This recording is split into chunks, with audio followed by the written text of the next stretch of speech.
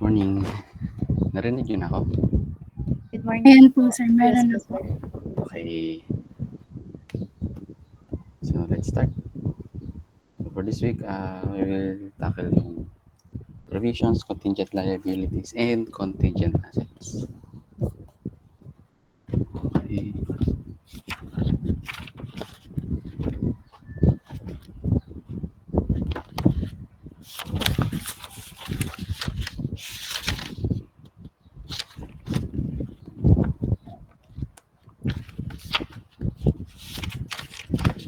Okay, let's start. So, provision. So, a provision is a liability of uncertain timing or amount. So, ito lang yung difference ni provision kay liability. Okay. So, provision is something or somehow uncertain sa kanya.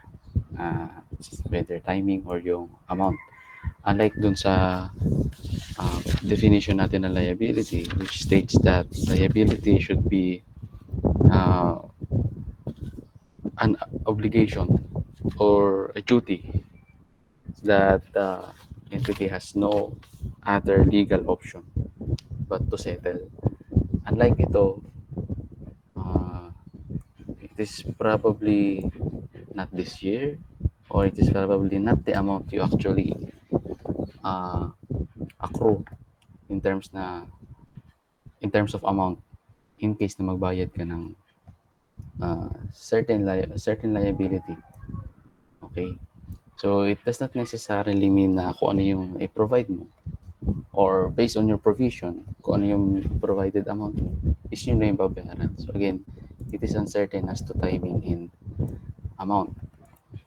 So, let's continue. Again, provision should be a result of past event, and the transfer of economic resource is probable.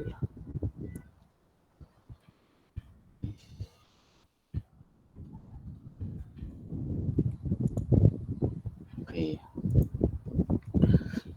So provision differ from other liability because of the uncertainty in the timing of their settlement or on the amount of needed to settle. Unlike the other liabilities, provision must be necessarily be estimated. So again, provisions are only estimates. So ito yung pinaka-best estimate available sa data at that time na kailangan natin siyang i-measure.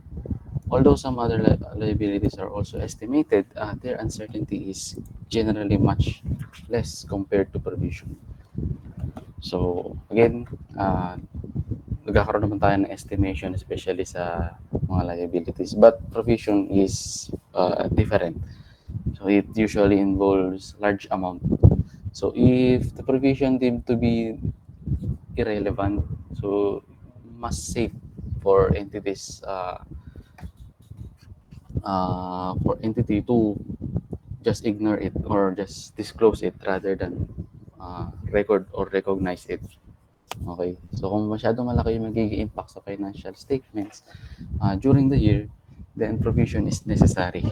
Okay, so ito yung mga examples ng provision: warranties, estimated liabilities on lawsuits. So ito yung dismantling natin, decommissioning, and obligation caused by an entity's policy to make refunds to customers.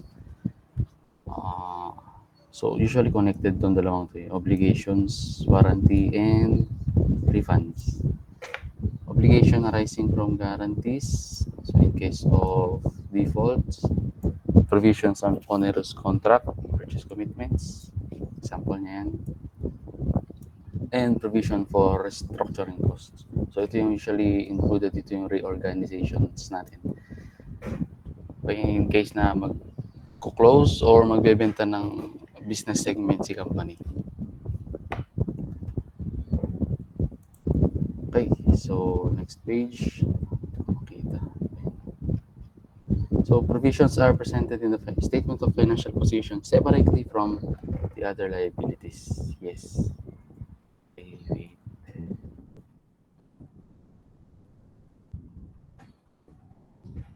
Recognition. A provision is recognized when all of the following conditions are met. So the first is the entity has a present obligation, so both legal or constructive. This is also same with our requirement on recognition of liabilities naman. Letter B, it is probable that an outflow of economic resource embodying economic benefits will be required to settle an obligation. Okay, so ito yung one of the difference. Probable. Okay. Unlike liability, as we define liability, the entity has a duty or responsibility that an entity has no practical ability to avoid but to settle the obligation. Okay? So, it means sure na, halos 100%, virtually certain na magbabayad si company. Unlike itong si recognition, itong si provision, it is only probable. So, ano ba yung probable? Actually, meron tayong peer. So, first is, we call it remote. Please. So, remote liabilities, usually, ito yung mga liabilities on which the probability of uh, outflow of economic resource is usually less than 10%.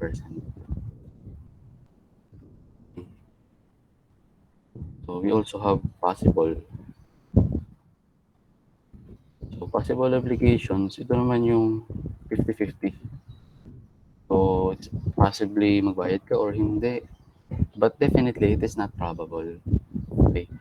So, probable naman, siya naman si 50% or more.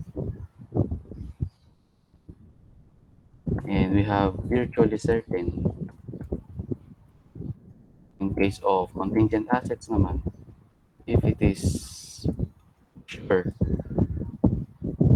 okay, sure na, you just need to accrue. So then you can recognize contingent assets if it is deemed to be virtually certain na makukolekta. Okay, so yan yung difference ng mga terms na to. So whenever we say remote, it is also same with contingent.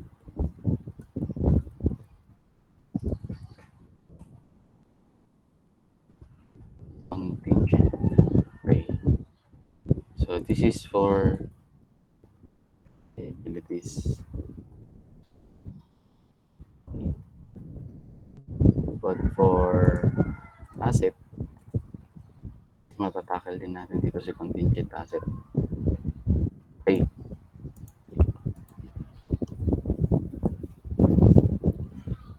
So that is letter B.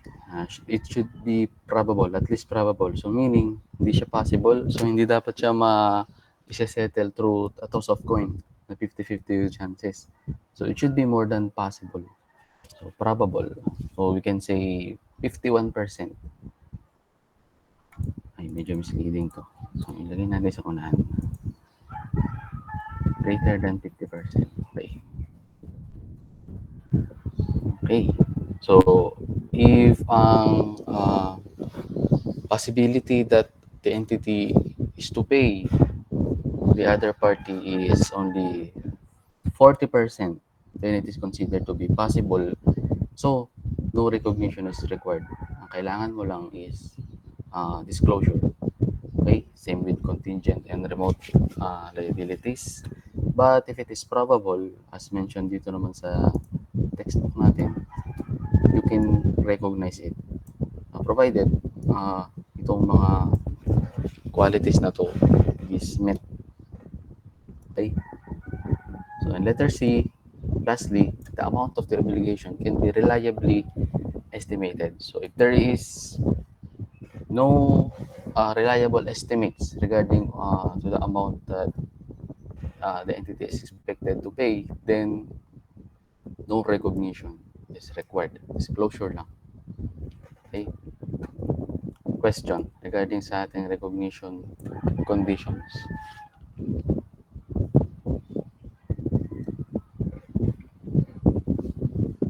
Okay. So if wala, then let's continue. Present. Oh, sorry. Question. Yes, Miss Camposano. morning po, sir. Sir, pag ano po ba, kunwari po meron pong 30% or 40%, papasok lang po ba siya dun sa may possible po? Yes, yes. Possible lang siya. Okay po. Okay. So parang ano siya, parang anything between remote or contingent and probable, it is possible. Okay, so Okay po, sir. hindi ko kasi siya nailagay from 11% to 50%. Kasi usually, hindi naman ibinibigay yung ganong mga percentages. Usually, hindi rin sinasabi lang niyang contingent. So, it means there is a very low possibility na magbabayad si entity. So, we can define it as remote or contingent. And probable. It's either of the three lang naman. Okay po, sir. Okay? Thank you po. Okay, so, pero pwede niyong i-take siya as ganun. 11% to 50% is possible. Yes, pwede naman yan. Okay, so next is present obligation. In rare cases where it is not clear whether there is a present obligation, an entity deems a past event to give rise to a present obligation if available evidence shows that it is more likely than not that a present obligation exists at the end of the reporting period. So again, you should have a present obligation arising from uh, past event. Ano ba sa audit? Ito, past event. Ito. Again, there should be obligating event. Yes, as mentioned naman na dito. Which is, ito siya. Okay, so for letter A, ang tinutukoy natin dito is si, saan ba yun? Obligating event. Ito. Okay, so there should be an obligating event. So, an obligating event is one whereby the entity does not have any other recourse but to settle an obligation. So this is in case for letter A, a legal obligation. So alam naman natin to arising from contracts and law. Letter B is entities action. So usually constructive obligations. Usually example ito is yung ano natin, warranties if the customers expects the entity to perform their obligation based on uh, past transactions. Okay. So financial statements deal with past or historical information. Therefore, no provision is recognized for future operating costs. Again, so since these operating costs will be incurred in the future, so di dapat tayo mag-record ng provision for that. So that is technically, ina-accrue mo na yung mga costs without accruing the uh, corresponding revenue for that. So again, it violates this principle of obligating event and it violates the matching principle at the same time. So provision for future operating costs is uh, prohibited by the standard. The only liabilities recognized in an entity's statement of financial position are those that exist at the end of the reporting period. So already exists, meaning it is incurred. So yun lang yung uh, pwede tayo mag-record ng provision. And kailangan nating i-recognize as well since it is already incurred. Only those obligations arising from past event existing independently of an entity's future actions are recognized as provision. So the possible outflows of economic resource embodying economic benefits that an entity can avoid by changing its future actions are not recognized as provision. So ang example nito is halimbawa si Petron. Sample natin si Petron. Syempre nagbebenta siya ng oil, di ba? So, yung process niya, pagre-refine ng oil sa consumable state niya is very polluting. Example, nakaka-pollute siya. So, therefore, there is a legislation passed by the Congress na bawal mo nang gawin yung ganyang process mo unless you will be fined. So, if dapat na bang mag-set up si Petron ng provision for that? The answer is no. Kasi you have a chance na baguhin yung ah, process mo of refining your oil para hindi ka na masubject sa penalties dun sa bagong legislation. Okay, so again, as stated dito, only those obligations arising from past event existing independently of an entity's future action. So since you will only be penalized kung itutuloy mo lang yung process mo, di ba? So if you have changed your process after the legislation has been passed, then you should not record a provision. Okay. Any question? So again, past event. So since yung action of being penalized is not yet committed pa naman, so you are not liable. So therefore, no provision should be recognized. So although an obligation always involve another party to whom the obligation is owed, usually it is called also as obligee, it is not necessary that the entity of the obligee is known. So naalala nyo sa exam natin, parang naglagay ako rin ng question na it is necessary that the payee is identified. Basta yung ewan ko, basta binaliktad ko yun. So, dalawa yun. The payee and the obligee. Sorry, the payer and the obligee. So, kapag hindi identified si obligee, then you can still have a provision being recognized on your financial statement. Okay? Kahit hindi mo kilala kung sino babayaran mo, then you can still recognize provision. Dahil nga, sample niya dito, hindi the obligee may be the public at large. So, pwede magbayad ka sa mga tao or pwede ka magbayad sa local government, sa national government. So, it depends. But if there is a past event or the obligating event happened, then you can recognize provision. So, example natin dito is yung oil spills. Di ba? Yung mga corporate na or yung mga corporation na usually mga shipping lines yun and yung mga oil retailer, sila rin yung nagbabayad nun. Kanino? Diba? So usually, dun sa mga tao na apektado and at the same time, sa local government. So, for now, hindi mo pa sila may isa-isa unless there is a formal may formal na reklamo na, then doon mo na sila makikilala. But obligating event is already happened. So you have to record provision for that. Okay, so for constructive obligation to create a valid expectation from others, it is necessary that the commitment must have been communicated for the parties concerned before the end of the reporting period. So ito naman yung sa ano natin, repairs and warranties. Okay. So next, probable outflow of economic resource embodying economic benefits. So probable,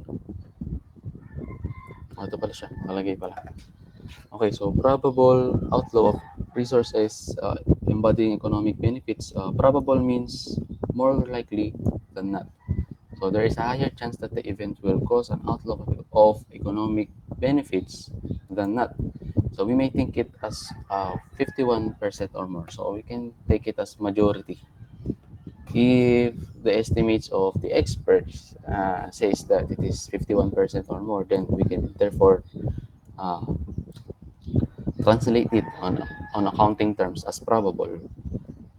Then we will recognize provision if that is the case. So if it is 50-50, as we have mentioned dito nga sa nakalagay nating una dito, so it is called a possible obligation. Okay, if it is 50-50, hindi yata nakalagay. then it is not probable because there are equal chances of occurrence and non-occurrence. Ito pala, 50-50 chance is possible but not probable. Okay. Reliable estimate of the obligation. Provisions necessarily need to be estimated. If a reliable estimate cannot be made, then no provisions is recognized. Yes, very straightforward. Kung walang reliable estimate that can be made for the provision, then it is not recognized. Okay. Contingent liabilities. Oh, sorry, questions. Baka may tanong.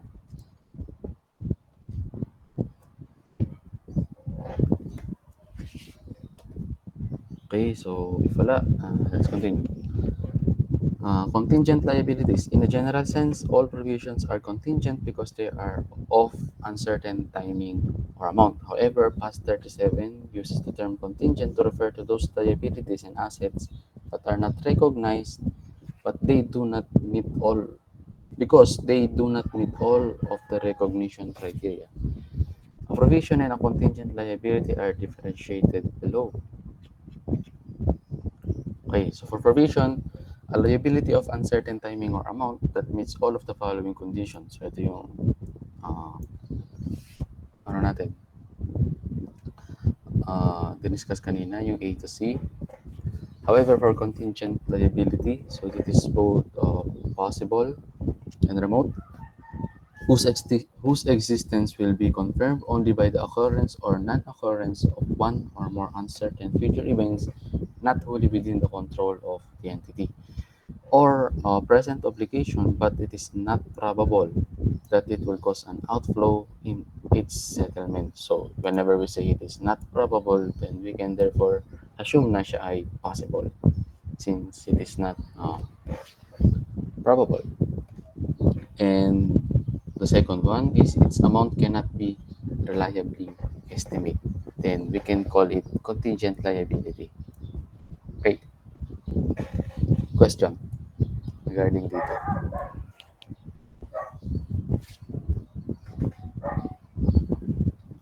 Okay, so contingent liabilities are disclosed only except when the possibility of an outflow of resources embodying economic benefits is remote. So again, as we have discussed, if it is remote, then there's a very low chance that this liability will come to reality. Okay.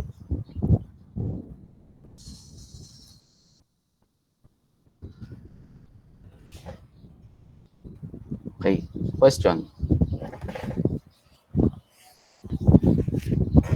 Okay, if walang question, then let's continue. Contingent assets. So, contingent assets are, so remember, nasa assets tayo.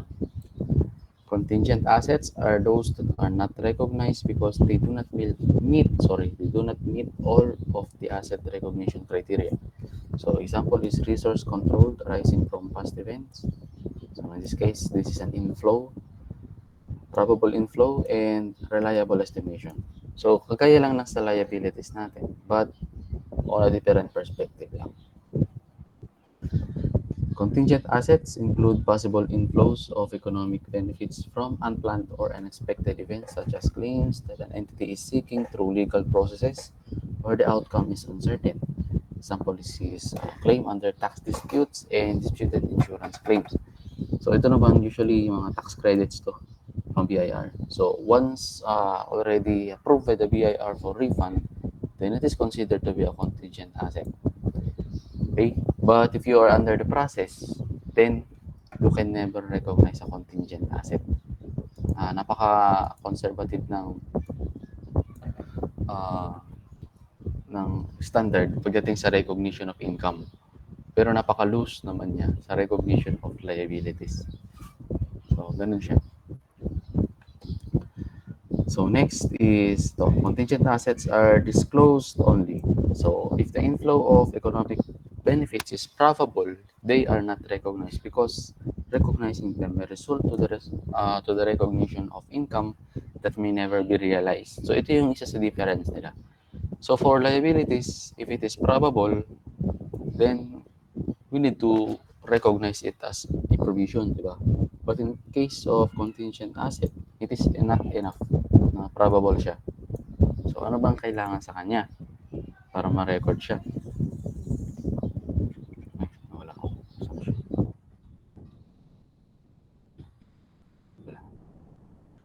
So, however, when the realization of income is virtually certain, 100 chance of occurrence, then the asset is not a contingent asset and therefore it is appropriate to recognize it. Okay, so if it is almost sure, so ang hinihintay mo na lang example is kinabukasan para ma-recognize mo yung income, then you can actually record a contingent asset. Okay, if it is virtually certain that the occurrence is 100%. Okay. Okay, question regarding contingent assets. Ano yung difference niya kay contingent liabilities?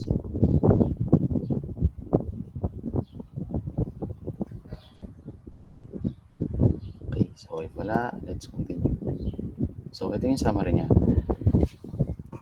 So, if it is a contingent liability and it is probable, then you need to recognize and disclose it. So, if it is possible or what we call 50-50, so only disclosure is required for contingent liabilities. However, if it is remote, it is ignored. So, hindi mo na siya kailangang disclose and recognize at the same time. However, if it is a contingent asset, then it is only probable, then you have to disclose it. Disclosure lang if it is a contingent asset, a probable contingent asset. However, if it is possible and remote, contingent assets are ignored. So, if it is 50-50, example, para ka lang nag-toss coin dyan, if yung contingent asset mo ba is realizable or hindi, then you don't need uh, to disclose or recognize it. Contingent asset can only be recognized if it is virtually certain, as mentioned naman dito. Okay, question.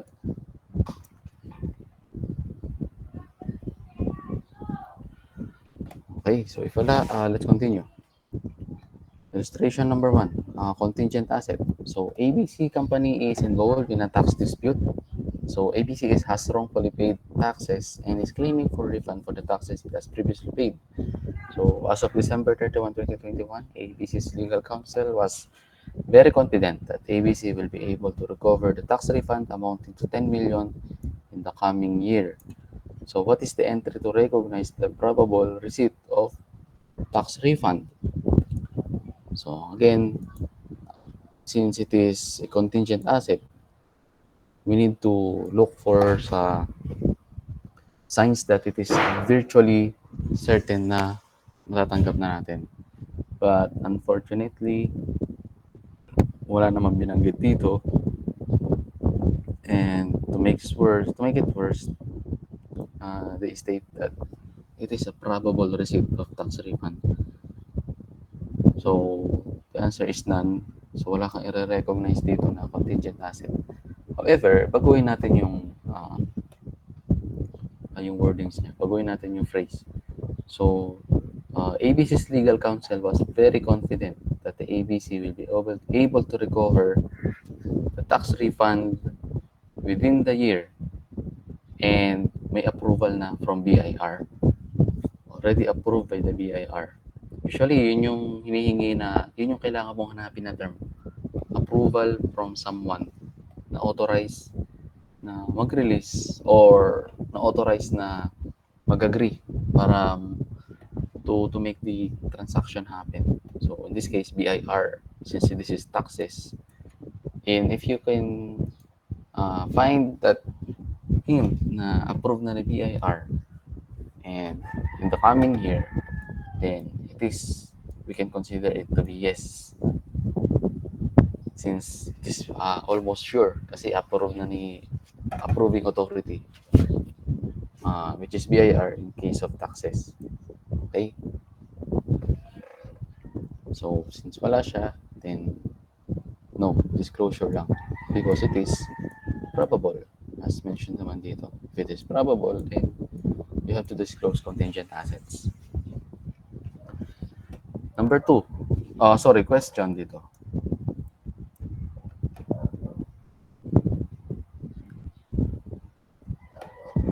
Meron ba?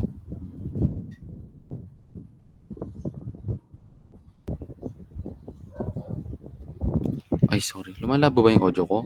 Malabo pa rin ba hanggang ngayon?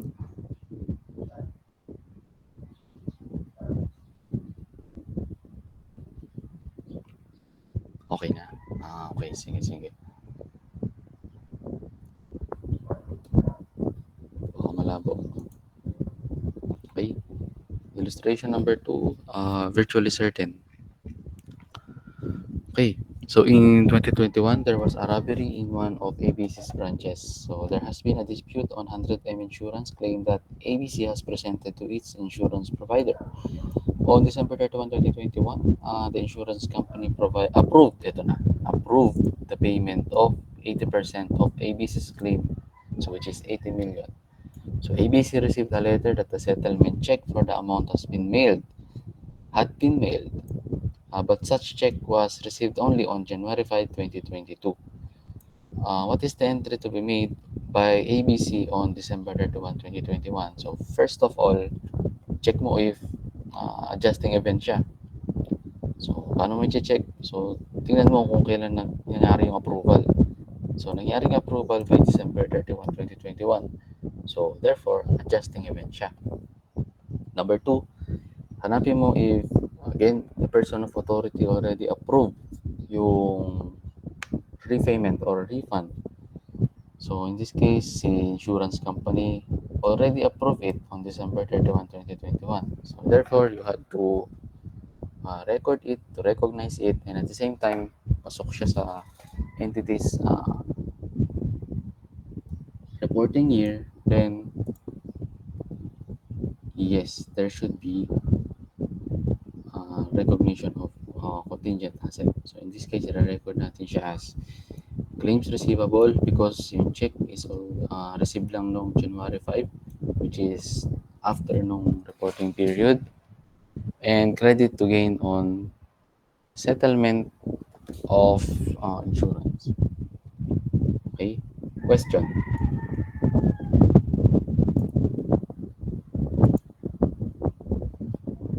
Okay, so if wala, then let us continue. Measurement. Provisions are measured at the best estimate of the amounts needed to settle them at the end of the reporting period. So making the estimates requires management judgment supplemented by experience from similar transactions and in some cases reports from independent experts. So ito yung pinaka-reliable dyan in terms of measurement.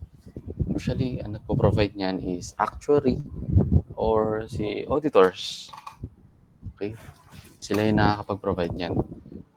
But if they deem that the internally generated report of provisions and measurement is uh, reliable naman and justifiable, then they may consider it. Okay? So nangyayari to for actuaries, ang kailangan naman ng estimation is yung mga retirement funds. So kailangan mo na actuaries doon para may record yung best estimate of retirement fund. And for other estimates, it depends kung sino yung applicable na tao doon.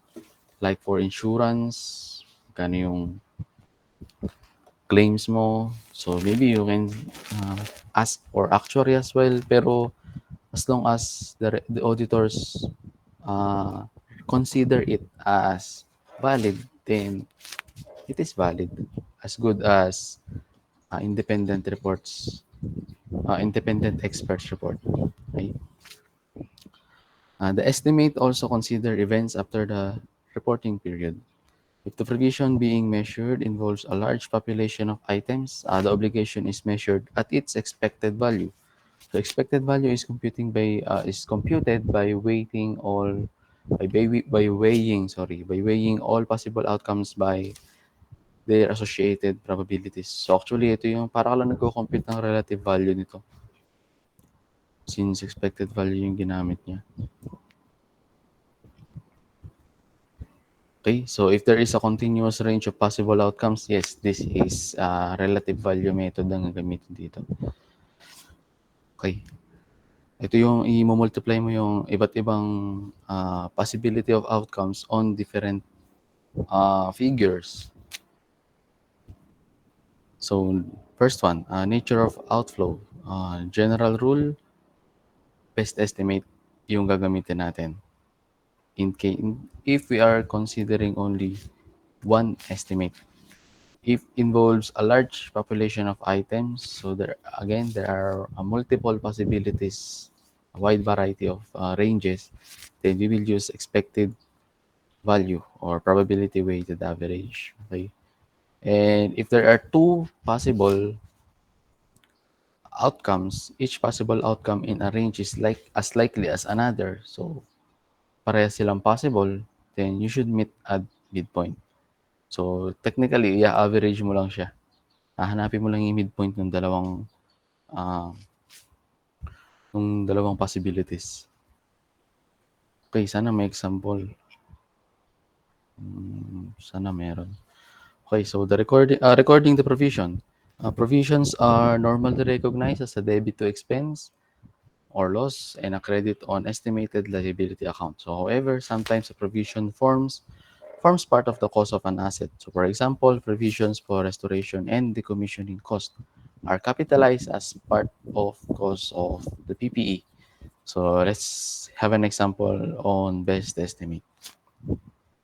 On 2021, ABC Company received a court order requiring the cleanup of environmental damage caused by one of ABC's factory. ABC has no other realistic alternative but to comply with the court order. So, obligating event is there and the outflow of economic resource is there. So, kailangan na lang nating i-check is yung estimate. Is it reliably estimated? Okay, so other entities have incurred around 15 million for similar cleanup. However, ABC's best estimate of the cost of cleanup is 20 million. So there is a best estimate. So therefore, we need to record uh, provision. So ito pala, step 1, ito yung present obligation due to obligating event. Number 2, is there outflow? Yes, because it is a court order. This is a legal obligation. And number 3, yes, there is best estimate as mentioned by the problem. Okay, so the conclusion, a provision must be accrued and disclosed in the amount of 20 million. So since this is the ABC's best estimate. Okay, so note, before a provision can be recognized, the answer to all of the questions in steps 1 to 3 must be yes. Must by yes? I think must be yes. If any of the question has a no or an answer, no provision is recognized. Okay, so kung alin man dito, kung isa naman dito yung mawala, or ang maging sagot nyo ay no, then you should not recognize the provision. Okay? So, kailangan nyo lang naman kabisaduhin, is there a present obligation? Is the outflow probable? And can the outflow be measured reliably? So, para ka lang nagkakabisa ng what is asked, what are the given facts, what is the mathematical uh, operation to be used. Kung naalala nyo yun. So, ganun lang siya. Okay. So, the entry to recognize the provision is this one. So, ginamit natin yung 20 million because it is deemed to be the best estimate. But, if the problem is stated both of these two amounts are considered to be best estimate or probable or possible amount na babayaran, then you have to meet at midpoint. So, around 17.5 million. So, that is the amount that should be recognized as provision had this 20 million is not labeled as the best estimate. Okay? So, question regarding dito.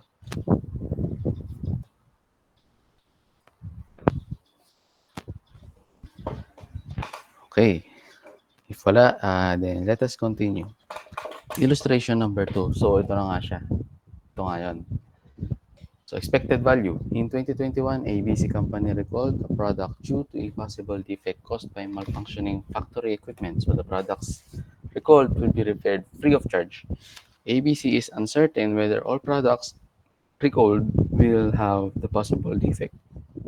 So, however, the following estimate was made by ABC's engineers and managerial accountants and approved by the board of directors. So, since it is internally generated, this is still subject for audit, especially ng actuary if actuarial valuation is required by the auditors or by the auditor themselves. Kung mag-agree si auditor sa gagawin nilang table like this, which is very straightforward, then there will be no problem on recognition of provision. Okay. But again, as we have mentioned earlier, saan ba yun? Ito yung pinaka-reliable in terms of recognition of best estimate for provisions. Reports from independent experts. Okay. So, gano'n lang siya. After multiplying yung mga probabilities nila dun sa estimated costs, then you should arrive at this amount. Okay. So, this amount is considered to be the best estimate using the expected value method. Okay. So, to recognize to record the entry, ito siya, repair costs and estimated liability for repair costs. Okay, question regarding the expected method. Anyone? Wala? Okay, wala. Then let us continue. Illustration number 3, midpoint. So, very straightforward ulit. I-average mo lang. Pero basahin pa rin natin. In 2021, a lawsuit was filed against ABC Company for patent infringement. So, the plaintiff is claiming 1 million in damages. ABC's legal counsel believes that it is probable. So, again, there is a hint that the outflow of economic reasons is probable. ABC will lose the lawsuit and pay damages of not less than 10 million but not more than 100 million. There is a best estimate. And there is also the obligating event, which is the patent infringement. So therefore, a provision should be recognized. Okay, so the probability of any amount within the range is as likely as any other amount also within the range. So as likely as other. So kung magko-compute ka ng uh, percentage based on expected value using these amounts, since they are as likely as each other, so they have all the same probabilities, and therefore mapupunta ka rin sa midpoint niya. Okay, sure yan, kahit itry nyo. Let's say all of them have a chance, let's say 10, 20, 30, 40, 50, 60, 70, 80, 90, 100. So 9. So let's say each of them have 11 times 9, 11.111% of uh, being the amount that will be paid. Still, magpo-fall ka sa 55 million dito, which is the midpoint. Okay, so in that case, kunin mo na lang yung lower and higher range. Pagkakuha mo niyan, then average mo lang. That's it. You will have 55 million. Okay.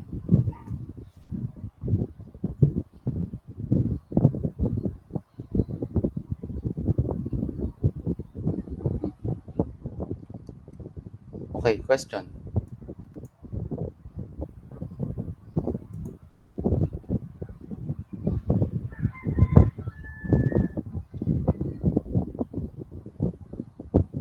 Okay.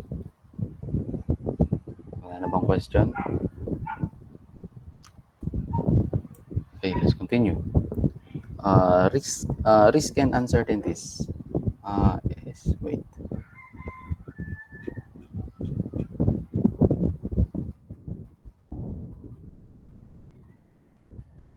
Okay. So, magta-12 na. I think, ituloy muna natin until dito sa ano. Wait. Kasi panibagong ano na to eh. Putol. So, I think mag-lunch na muna kayo para mamaya tuloy-tuloy tayo. Kasi technically panibagong topic na to. Okay, so please be back at 12:30. Okay, thank you lot. See you later. Bye.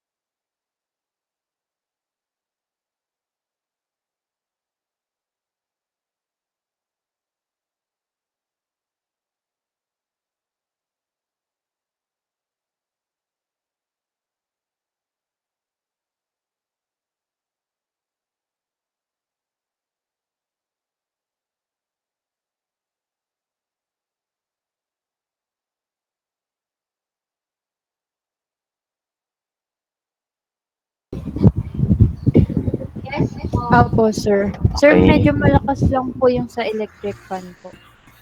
Electric fan. Wala naman ako. Wait lang ah. Parang garal-gal po ganun.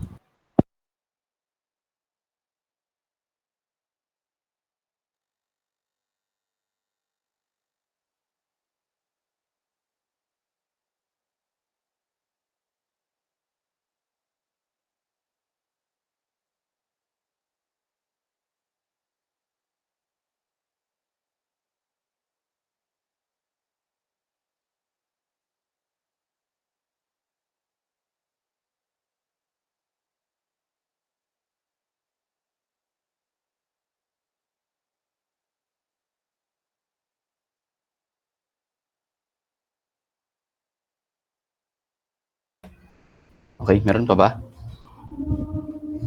Ano po, sir? Okay na po. Okay. So let's Thank you po. continue.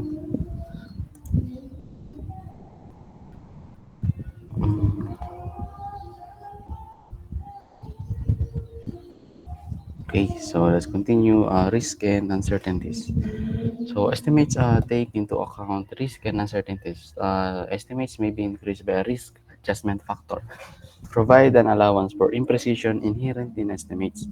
So this, however, does not mean that an entity can make excessive provisions or can deliberately overstate liabilities. So this adjustment factors, actually this is only an estimate uh, on top of estimate. Okay? So this is to account for the changes ng mga possible outcomes. So this is usually an additional rate uh, added or deducted on the actual amount. So it depends on how you apply this risk adjustment factor. Okay, so mamaya may example siguro to. Okay, tingnan natin. Okay, present value. If the effect of time volume of money is material, the estimate of this out of the provision is discounted to its present value. Again, so if we have a provision that should be paid 10 years or 5 to 10 years, siguro kailangan na natin siyang i-discount. So, it usually involves yung decommissioning cost, usually sa mga mining companies.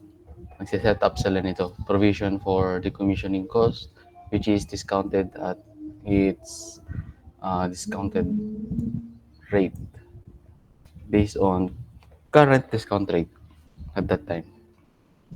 Okay? So, this is usually the case for provisions of ito pala, restoration and decommissioning costs. where cash outflows occur only after a relatively long period of time from the date of initial recognition. So let's see an example. Hmm. So illustration one, a manufacturer gives warranties at the time of sale to purchases of its product.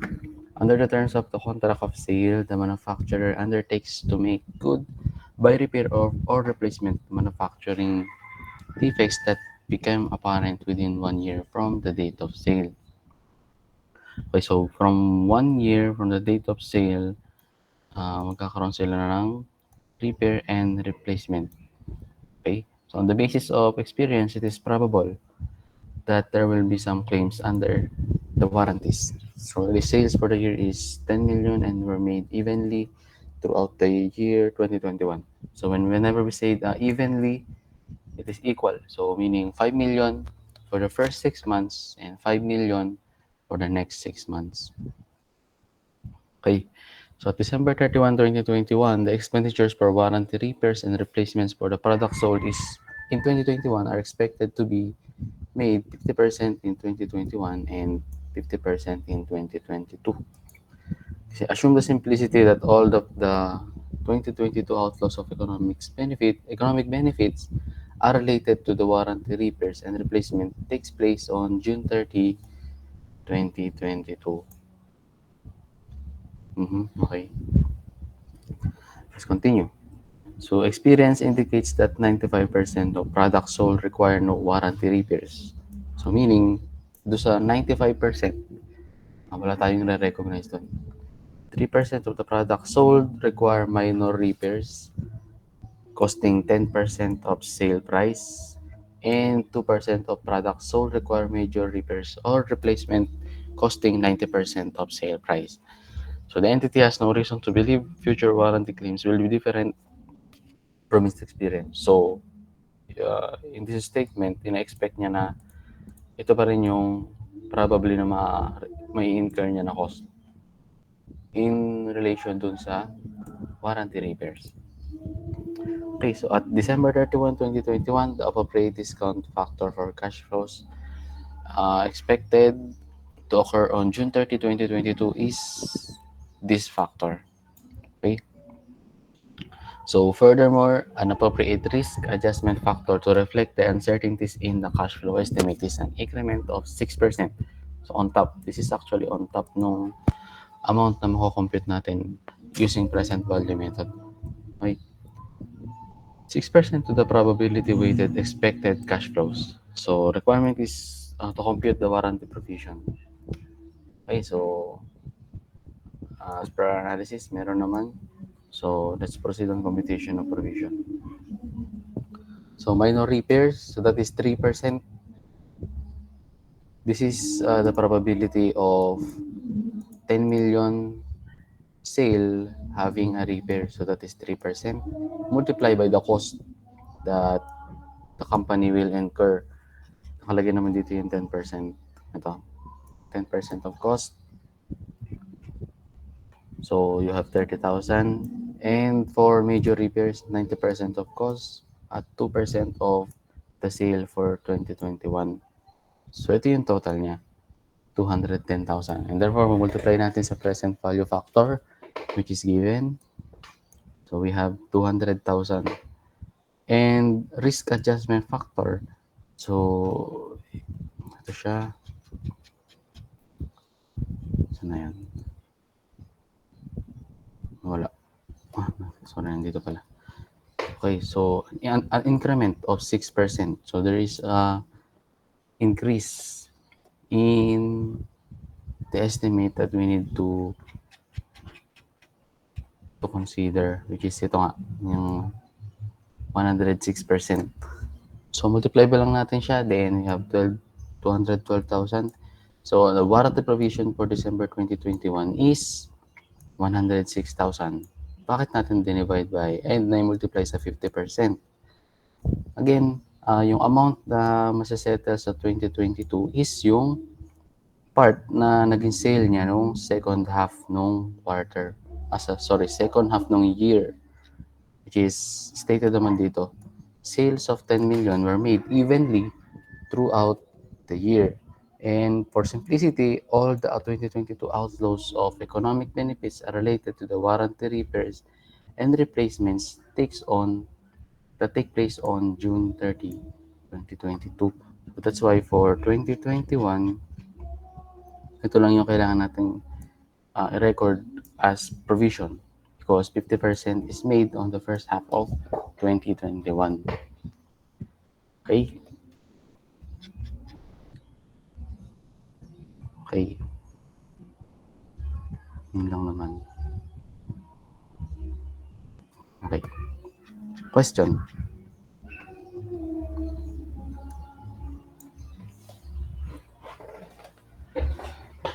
Okay, so if wala, let us continue present value. So next example is an entity is the defendant in a patent infringement lawsuit. So the entity's lawyer believe there is a 30% chance that the court will dismiss the case and the entity will incur no outflow of economic resource. So that there is a 30% chance, but there is a 70% chance that the company will incur outflow. Remember, itong 30% is no outflow. However, if the court rules in favor of the claimant, the lawyer believes that there is a 20% chance that the entity will be required to pay damages of 200,000. So that is the amount sought by the claimant. So ito yung amount na nire-require ng claimant, yung 200,000. Yan yung hinihingi niya kay company. So, and an 80% chance that the entity will be required to pay damages of 100,000. So yun yung estimate niya. Okay? If the entity has to pay, there is a chance that the entity will pay 20%, which is the amount claimed by the claimant, and 80% chance that the entity will require to pay damages of 100,000, which is the amount that was recently awarded by the same judge in a similar case. So this is based on experience, on history. Okay? Other outcomes are unlikely. So the court is expected to rule in late December 2022. There is no indication that the claimant will settle out of court. So remember, there is a 70% chance that the court will dismiss the case. No, there's a 70% chance that the court will require the company to pay to the claimant. So in that case, no, di ba pala? A 7% risk adjustment factor to the probability weighted expected cash flow is considered appropriate to reflect the uncertainties in the cash flow estimates. Okay. So, kumpitin lang natin. So, multiply natin yung estimates niya, which is using the best estimate. Ito yung magiging provision natin. At the time, it will be settled. But since it is not yet within the year, and it is considered expected to be settled by December 2022, which is 1 year away. So we have to discount it at 10% for 1 year. So ito yung present value factor. Ito yung total niya after the multiplication after i-multiply dun sa present value factor. And then, i-add mo yung risk adjustment factor and then, i-multiply mo siya dun sa probability na magbabayad si company. So, that is 100 minus 30%.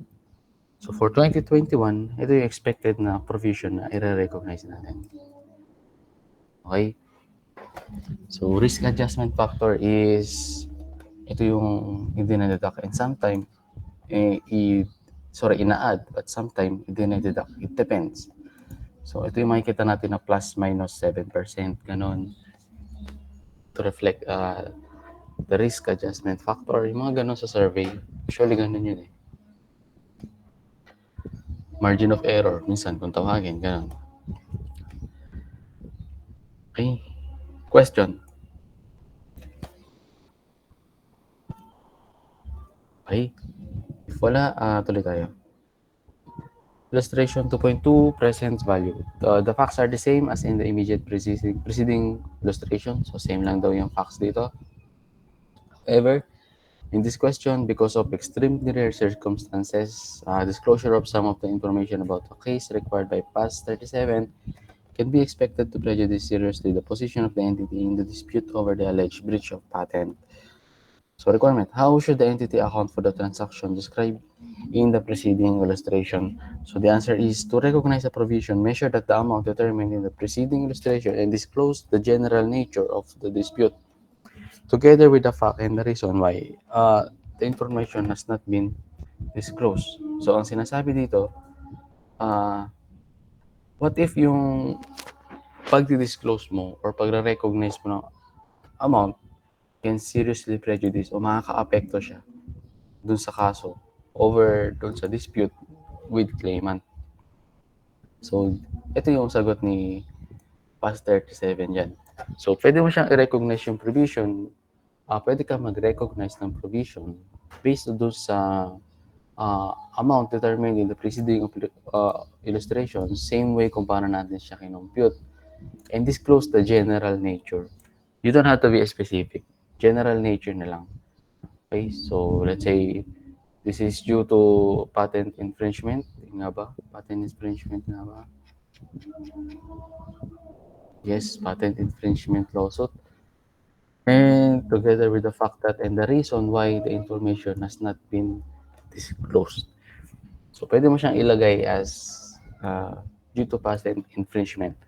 And since ang kaso ay still nasa korte, alam niyo naman na hindi ka pwede magbigay ng facts if the case is still ongoing. Usually in public, kung maaalala niyo tong si share ko lang sino ba tong asawa ni Bong? Kalimutan ko. So nagbigay siya ng facts about dun sa kaso kay Corneo. So pati siya pinapa-contempt ko na kung nabalitaan niyo lang naman. So hindi ka pwede kasi magbigay ng facts sa isang kaso if the case is ongoing, still in hearing or in trial. Okay. No questions? Okay, if none, then let's proceed. Illustration 2.3, present value.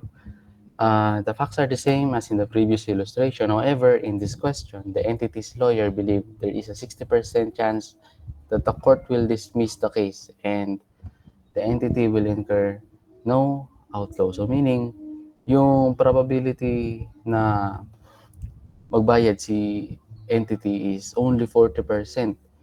So in that case, there is no probable outflow. Dapat nandito yun. Ito, tama. So no probable outflow, it is only possible. So therefore, no provision should be recorded. Okay? Question?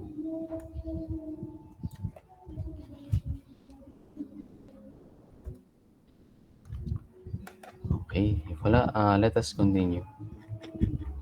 Sorry. Future events.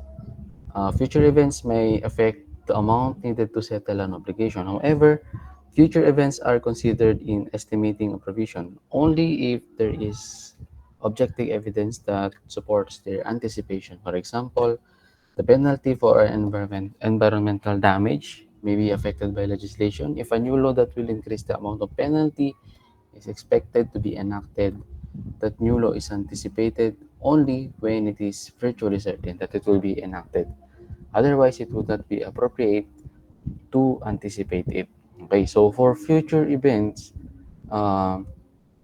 estimation of provision, as sabi nga natin, since given na rin yung legislation dito, if there is no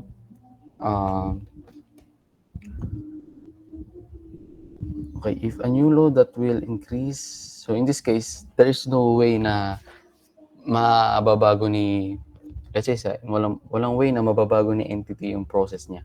So that's the way it is. Ganun na lang yung process niya. So, if there is a law that will increase the penalty expected because of the new law being enacted, then they have to create an anticipation, especially in increase in provision, if the law being enacted is virtually certain to pass. Okay?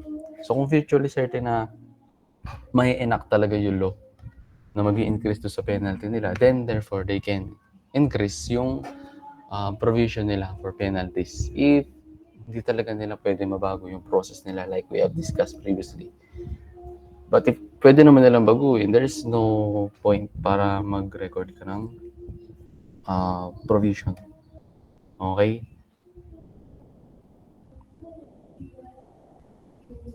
Question.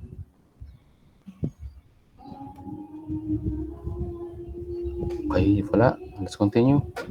Expected disposal of assets. So, gain from expected disposal of assets are not taken into account when measuring a provision. So, gains are only separately, are recognized separately when disposals occur. So, again, gains on disposals are recognized on P&L, di ba? Profit and loss. So, before i-recognize to, the transaction should have been happened already. Dapat nabenta mo na yung asset before ka mag-recognize ng gain. Because the amount on that gain will go directly to P&L. So we are not welcoming estimates sa P&L. Usually, ang pasok niyan sa OCI dapat, which is not the case. So, this is a big no. Next is reimbursements. So if another party is expected to reimburse the settlement amount of a provision, a reimbursement asset is recognized if it is virtually certain. Again, virtually certain. Okay? So yun lang yung kailangan yung kuhanin as Q. If you are recording a contingent asset, okay, usually ito, ano kasi ito, contingent asset to.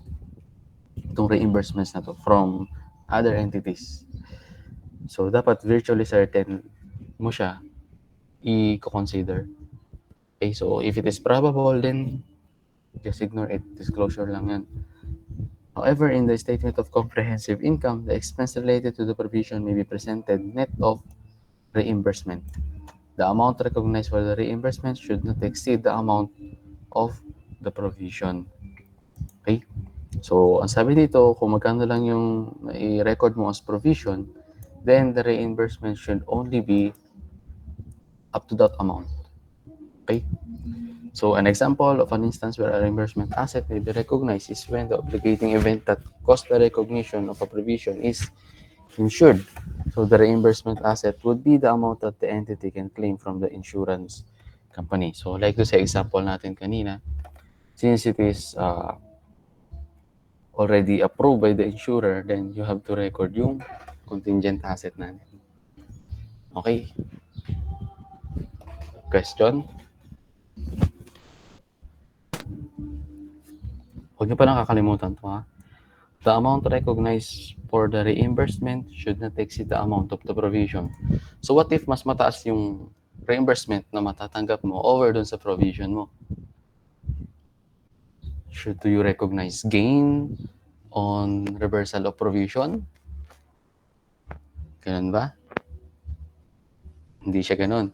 So kung mas mataas yung reimbursement mo over dun sa provision mo, ang una mong gagawin is to revise the provision based dun sa actual amount that is expected to be reimbursed so that mag-match siya.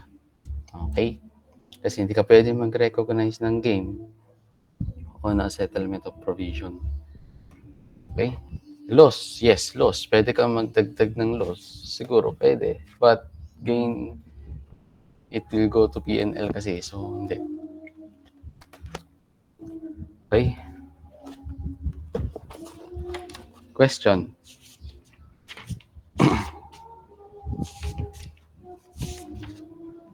Okay? Ano bang question? Bago tayo mag-proceed sa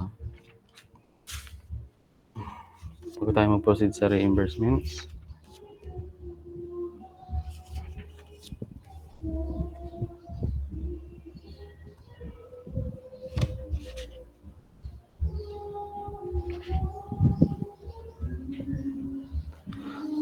Okay.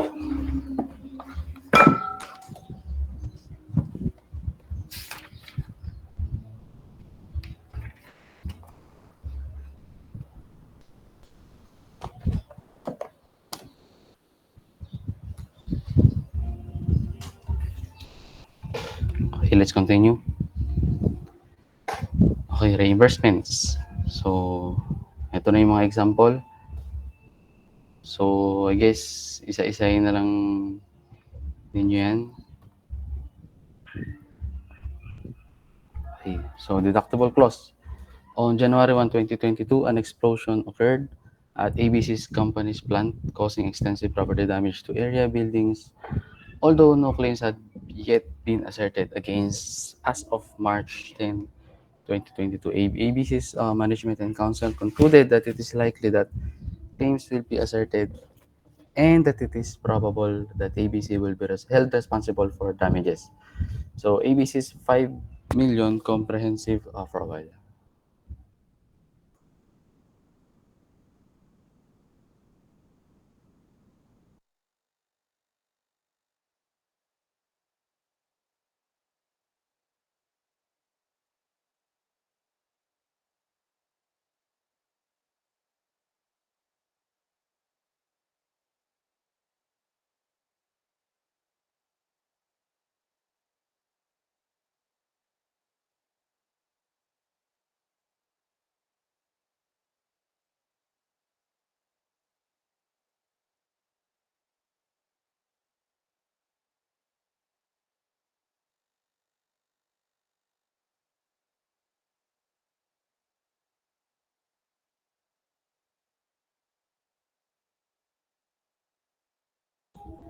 Okay, sorry about that game.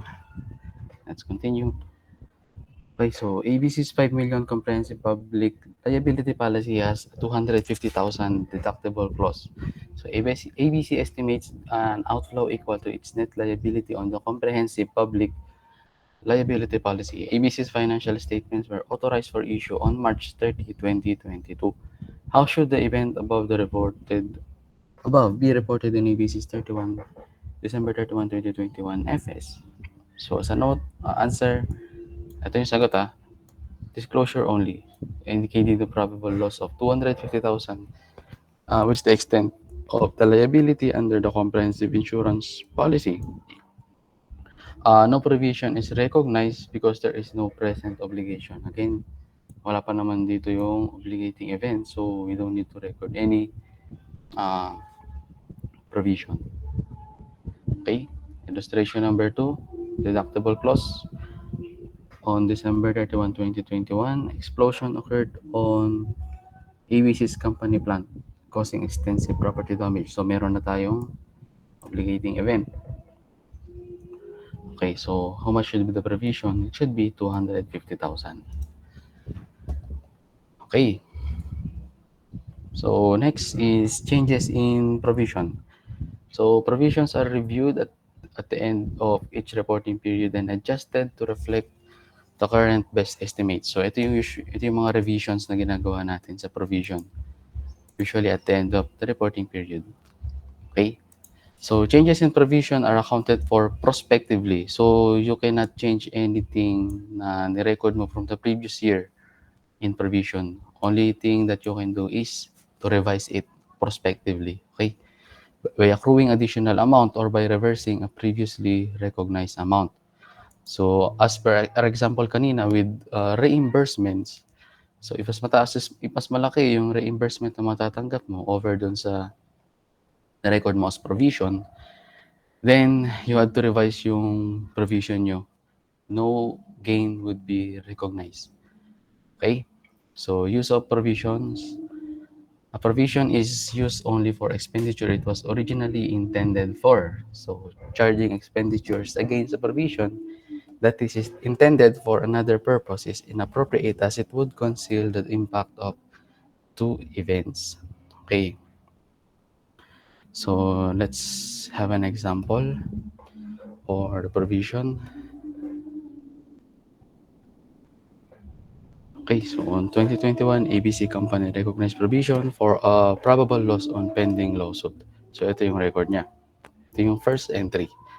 So second entry, the lawsuit remains unsettled in 2021, necessitating a reassessment in provision. So 700,000 na siya. So kailangan mo lang siyang increase by 200,000. Okay?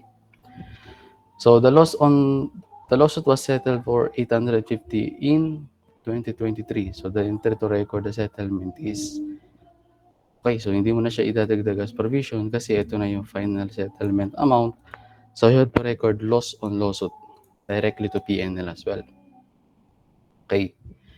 Number two, the lawsuit was settled on 600 for 600,000 on 2023. So the entry to record the settlement is credit 700 to close yung provision amount natin. Credit cash amounting to 600, which is the actual settlement amount.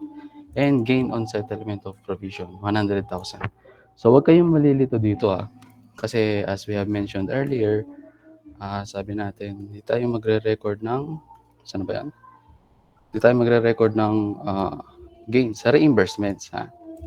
Okay, so for reimbursements, there should be no gain. Pero for settlement, kung ikaw yung magbabayad, then you can therefore consider it as a gain. Kasi this amount is recorded, saan ba yun? Ito, this amount of 700,000 is recorded in previous years profit and loss statement. So therefore, it is also uh, proper na i-recognize yung gain or any difference in favor of the company regarding the settlement on PNL as well. Okay? Assumption number 3, estimated liability on pending lawsuit and gain on reversal of provision. So this is example of settlement na 100% wala kang binayaran. Okay?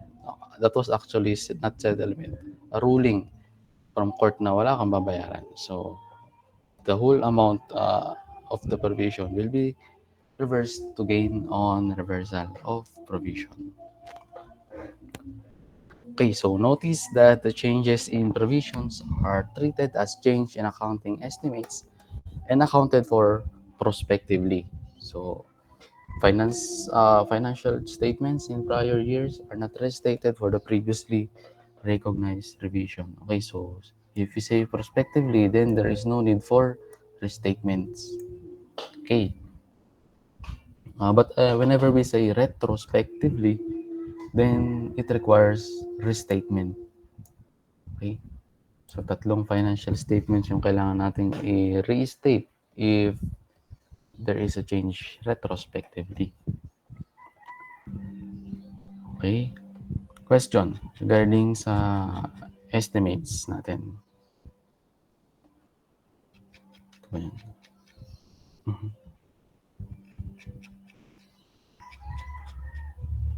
Okay?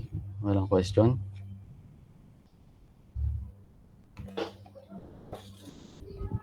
Okay. So, application of recognition and measurement rules.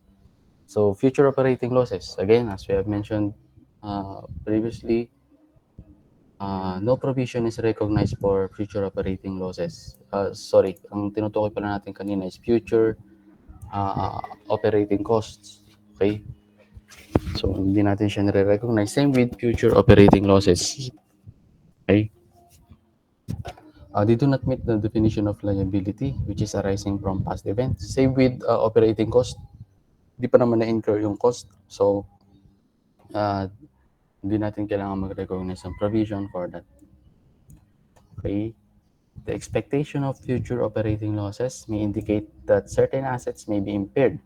Those assets are tested for impairment under past 36 impairment losses. Okay?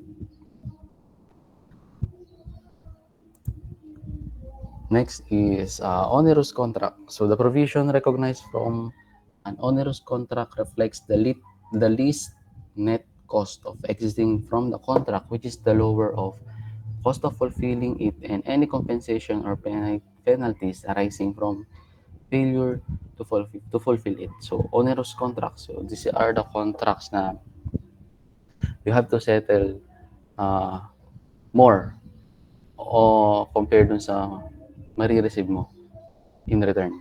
Okay, so those are usually the examples of onerous contract. So for this onerous contract, you have to test daw kung ano yung lower of cost of fulfilling it and compensations or penalties arising from failure to fulfill it.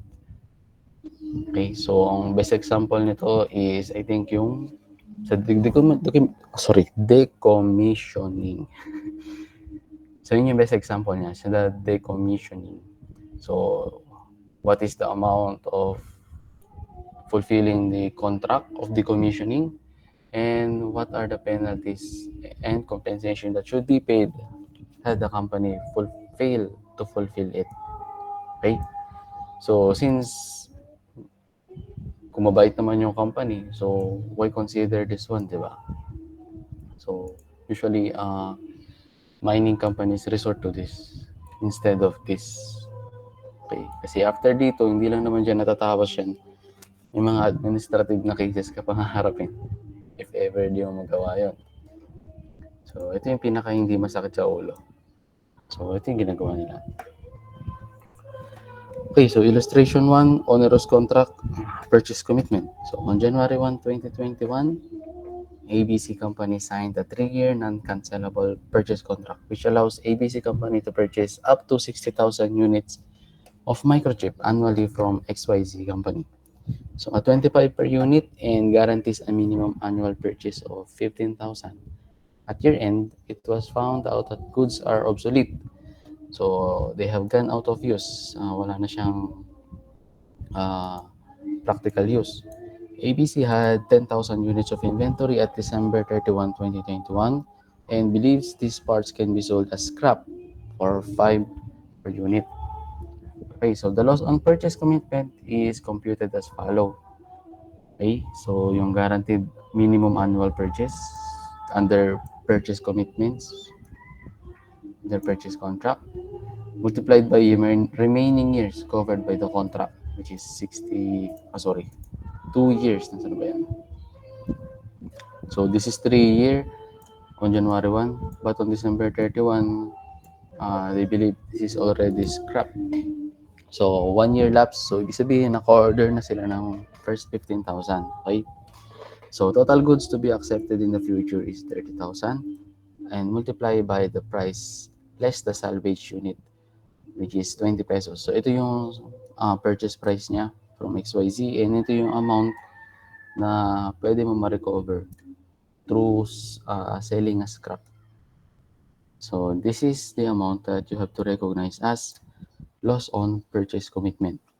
Okay, so if you can see, this loss on purchase commitment will be only applicable this year and next year. So, itong purchase on loss commitment ito, pwede mo pa siyang i-discount. Okay? Kasi may 2 years pa eh. But for simplicity of computation, hindi na niya na-discount dito. Okay. So, losses on purchase commitment is recognized only for guaranteed future purchases. So, in this case, ano yung obligating event natin? Ang obligating event natin is yung signing of 3-year purchase contract. Okay, not the contract and not this actual purchase anymore, but this one. Kasi may agreement ka na mag-purchase ng 15,000 units at annually at minimum. So, yun yung obligating contract. Obligating event natin, yung purchase contract. Okay, on December 31, 2021, if there is 10,000 units on hand on December 31, 2021, then you have to test it for impairment losses as well.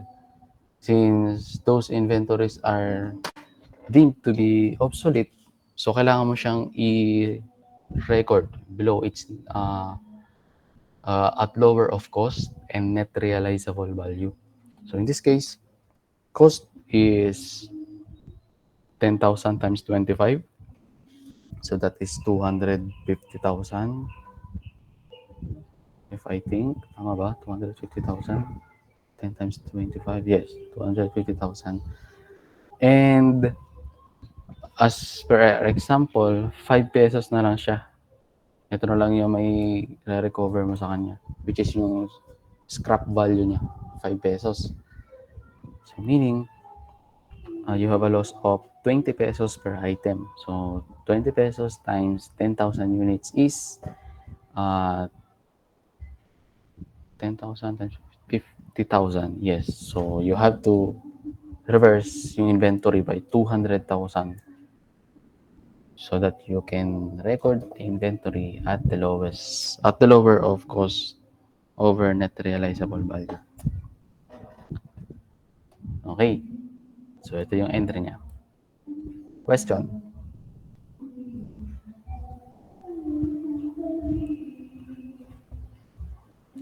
Okay, if wala, let us continue.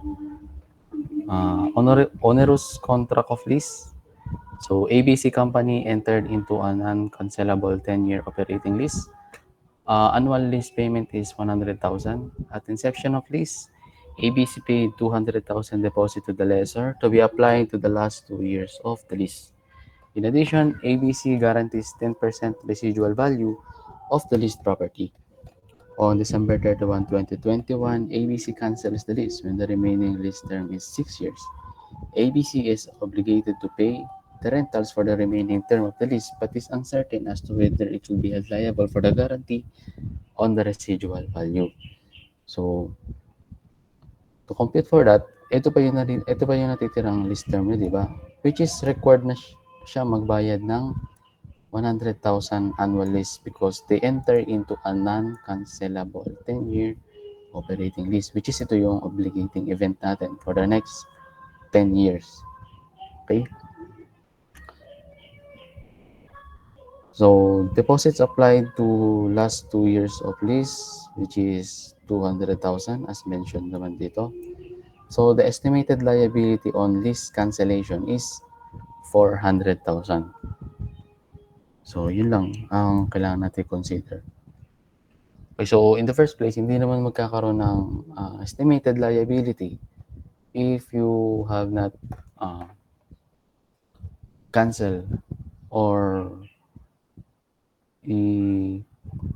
cancel cancel mo yung non-cancelable lease. So, sana kung may intention siya na i-cancel, hindi na siya pumasok in a non-cancelable lease in the first place, di ba?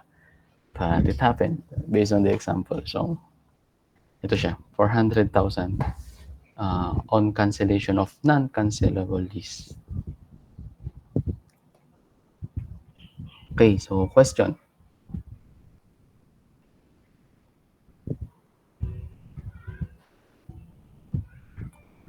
Okay, so if wala, let's go to the next one, restructuring. So restructuring is a program that is planned and controlled by management and materially changes either the scope of the business undertaken by entity or the manner in which the business is conducted. Okay, so examples, sale or termination of line of business. So yun nga, ibebenta mo yung segment mo or ita-terminate mo na talaga. Kuklose mo na yung segment na yun. Letter B, closure of business locations. So in a country or region or the relocation of business activities from one country to or region to another. So kung maglilipat ka or isasara mo yung business location mo sa isang lugar na yun. Change in management structure, for example, eliminating a layer of management whenever they deem it to be redundant. Okay, so may mga layoffs due to redundancy if familiar kayo may mga ganon. So that is very usual pagdating sa mga tech companies. Layoff due to redundancy. Okay? Letter D, fundamental reorganization that have a material effect on the nature and focus of the entity's operation.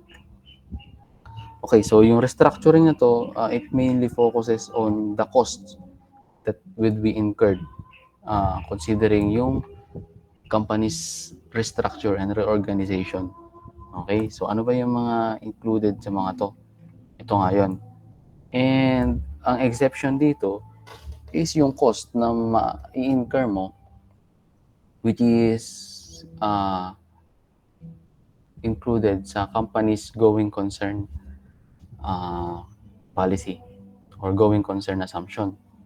So, anything going concern is not part of restructuring costs. So, lahat lang ng ah, included sa discontinued operations, yun lang yung magiging part ng restructuring cost natin. Okay, so let's see some examples. So, sale of operations, so we already defined naman na to. Anyway, so a legal obligation exists and therefore provision is recognized only if at the end of the reporting period, binding sale agreement is obtained. Okay, so before we record provision, so we should have first yung binding sale agreement. Kasi anytime pwedeng mag-back out si purchaser under his terms. So kung hindi sila magkasundo and all you have is memorandum of agreement, MOA, and that is not as good as binding sale agreement kasi or deed of sale. So in that case, hindi ka pa pwedeng mag-record ng uh, na provision. So this is because until a binding sale agreement is obtained, the entity can still change its mind and may withdraw its plan to sell if it cannot find a purchaser under acceptable terms. Pwede pa magbago yung isip niya. If the binding sale agreement is obtained only after the end of the reporting period, no provision is recognized because no present obligation exists at the end of the reporting period. So that is only after. But if during uh, the the reporting period is nagkaroon na ng binding sale agreement, then you can recognize the provision. Okay? Questions? Okay, wala. Let's continue. Closure or reorganization. So, a constructive obligation exists only if, after the reporting period, the entity has created a valid expectation from others that it will discharge certain responsibilities. This would be case if, at the end of the reporting period, both of the following conditions are met. A detailed formal plan for the restructuring is already adopted, and letter B, the plan is announced to those affected by it. Okay, so ang kailangan naman natin dito, sa sale of operation, ito yung kailangan natin sa sale of operation, binding sale agreement. For closure or reorganization naman, detailed formal plan and restructuring, ito yung kailangan natin. If this is already approved by the board of directors, then closure and reorganization is executory. Wala na tayong ibang magagawa doon kundi i-execute yun. It's just a matter of when and how. Okay, and of course, notified ka. Dapat alam mo na apektado ka nun. Nasabi mo lahat sa lahat ng mga stakeholders na magko-close and or magre-reorganize si company. Okay? Question?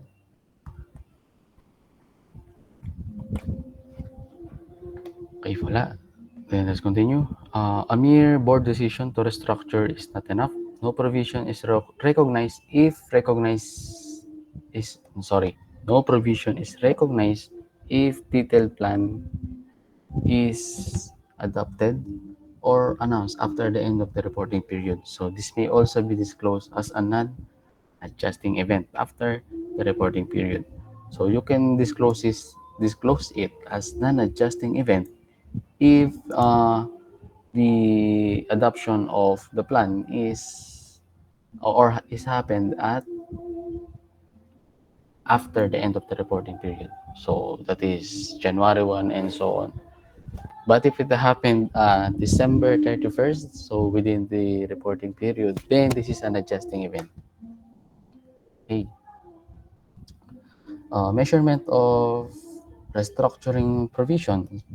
A restructuring provision includes only the direct costs that are necessary entailed with restructuring. It does not include costs that are related to the ongoing activities of the entity or the future conduct of its business. Okay, so as we have mentioned earlier, restructuring cost or restructuring provision should only focus dun sa discontinued segment, okay, or dun sa redundant segment.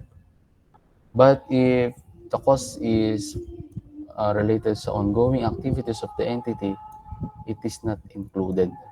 Okay? A restructuring provision exclude the following costs. So letter A is retraining or relocating continuing staff. So since it is included or related sa ongoing activities ng company. Letter B, marketing. Letter C, investment in new systems and distribution networks. Okay, basta if the cost has an intention to improve or to prolong the company's activities, then it is not included. Okay? So, restructuring provisions are recognized as follows. So, if meron ng binding agreement on or before, if after, disclosure lang siya. Pero yung adjustments will be made on the next year. If binding sale agreement is obtained only after the end of reporting period, no provision is recognized, only disclosure. Okay, next. Closure or reorganization. Okay, dapat may detailed formal plan and dapat announce siya publicly on or before the end of the reporting period. If not, only disclosure is required. Okay. Letter C, restructuring provisions on acquisition. So, merger. So, accrue provision for terminating employees. So, included siya sa restructuring kasi nga, it includes those employees affected by the merger or the acquisition. So, yung mga mata-terminate, yung mga makaklose ng facilities, and yung may eliminate the product lines. Only if announced at acquisition, and then only if a detailed formal plan is adopted within a short time period after the acquisition. So example is 3 months. But usually, if there is an acquisition, hindi na tumatagal ng 3 months yung yung the formal plan. Even before pa i-announce yung acquisition, there is already a formal plan. So this is already estimated na if how much will be the cost, how many people will be terminated, which is most of the cases ina-absorb din naman ng bagong company. At usually, ito lang yung nangyayari talaga. Nag-eliminate sila ng product line which is deemed to be unprofitable or hindi na siya market viable. Okay? Letter D, future operating losses. Provisions are not recognized for future operating losses even in a restructuring. Okay, so why? Kasi this is not already incurred and therefore no obligating event, and then no recognition of provision. Okay, so example, as of December 31, 2021, ABC Company has adopted a detailed formal plan. Okay, ito na yung requirement natin, lumabas na. One of its toys division and put up a new division to manufacture warfare weapons. Baka so siguro yung pinamanufacture nila dito, mga ano lang, pellet guns. But this time, warfare guns na talaga. Okay, joke lang. So the plan was communicated through a public announcement and all of those affected by the closure were informed. Okay, so informed na rin sila. So ito na yung, complete na yung requirement natin sa restructuring provision. ABC estimates the following costs in relation to the closure of the division. So termination benefits of employees terminated as a result of the closure included. Cost of retraining and relocating retained employees excluded. Kasi this is the cost for the employees continuing to work for the company. Okay, and payment for unpaid purchases made by the division. So this should be included. Okay. Okay, so new systems and distribution for the weapons division. So this is 20 million, hindi na siya kasama. Kasi ang ite-terminate is yung toys. So yung warfare divisions, bagong segment siya. So di siya kasama. This is going concern. Market cost for the weapons, again, hindi pa din. Marketing yan. And expected losses during the first year of operation of the weapons division, hindi din. So dapat ang kasama lang dito is yung employee benefits. Uy, hindi rin pala kasama yun. Wait lang. Hindi rin kasama yung 4 million for unpaid purchases o, teka lang, made by the division. Hindi kasi sinabi ko ano division. So, I think if the division who purchases it is yung toys division, dapat kasama siya. But if the division who made the purchase is the warfare division, warfare weapons division, dapat hindi na siya kasama. But hindi siya mentioned dito.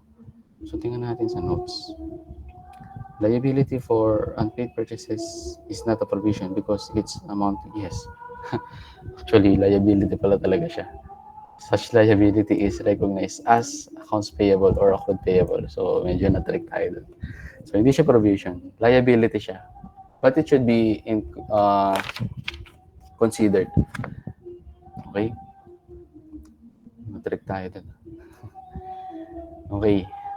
So, letter A, restructuring provision does not include retraining or relocating continuing staff, marketing, or investment in new systems and distribution network.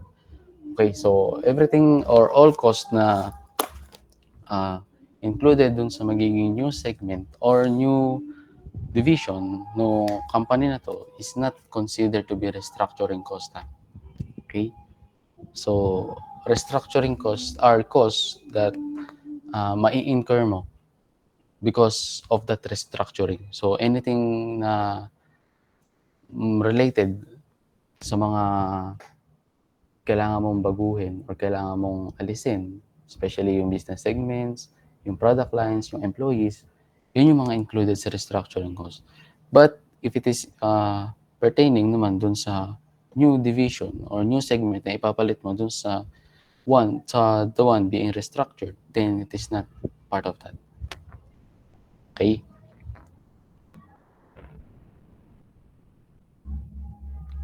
So, next are examples of application of the recognition principles. So, I think wrap up na lang to. Ano ba? Okay, tama.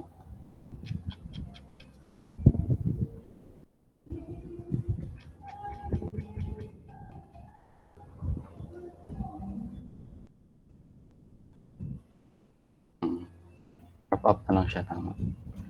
Okay, so itong mga to, pwede nyo naman siyang basahin na lang kasi examples lang siya ng mga discuss natin for this day.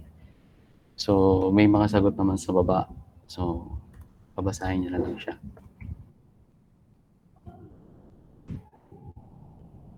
Okay?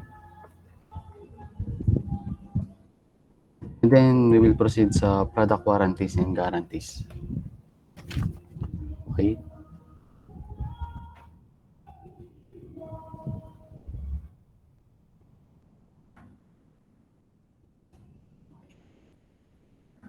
So, warranties. So, ito yung example natin kanina about doon sa warranties or repairs. So, ito yun. It is the cost of discharging the liability is judged to be significant. So, a provision should be made in order not to understate liabilities and expenses and overstate the profit. So, however, if the cost of discharging the liability is judged to be negligible, so masyadong maliit, again, sabi nga natin earlier, if the provision deemed to be immaterial, so pwede mo na lang siyang hayaan. But if the amount is will have an impact sa financial statement ng company, then you have to record it. Okay? So, PAS 37.24 provides the following guidance where there are a number of similar obligations. So, the probability that an outflow will be required in settlement is determined by considering the class of obligation as a whole. Although the likelihood of outflow for any one item may be small, it may be probably that some outflow of resources will be needed to settle the class of obligation as a whole. That is the case a provision is recognized if the other recognition criteria are met. Okay? Mhm. Okay. So, question regarding dito?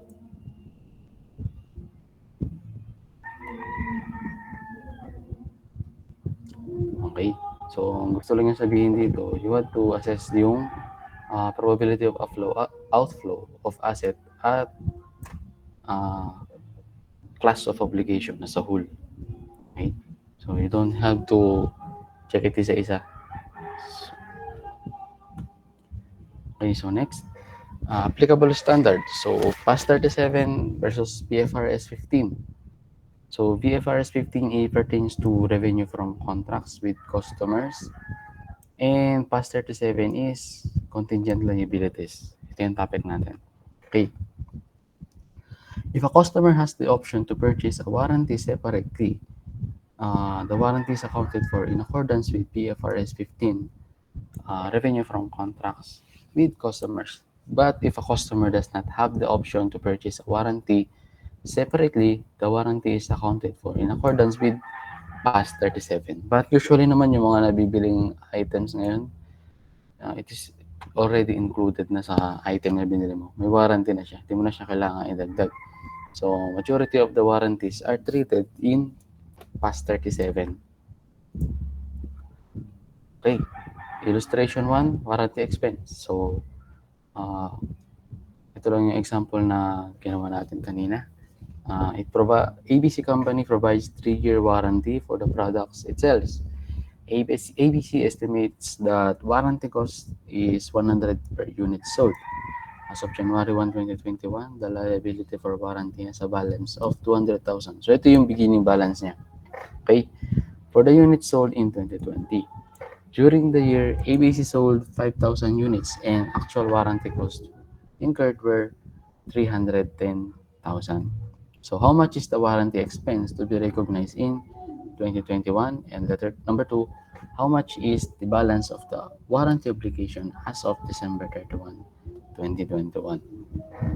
So, first of all, kailangan natin computein how much is the expense recognized for this year's sale and how much is the actual cost or cost, how much is the actual cost paid to discharge the company to its liability.